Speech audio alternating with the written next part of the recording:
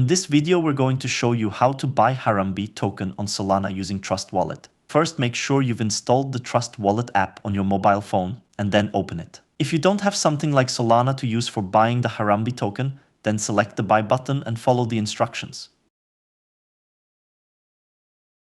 Now we need the Harambe contract address to ensure we buy the correct token. Head over to Harambe's page on X and copy the contract address, or you can copy it from the description of this video. Now head back to the Trust Wallet app and select Discover. Select Solana, and in this video we will buy Harambe token using Radium. Make sure your Trust Wallet is connected to Radium.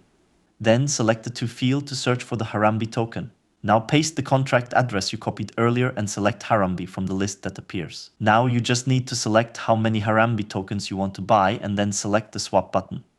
The swapping process might take a while and could potentially fail.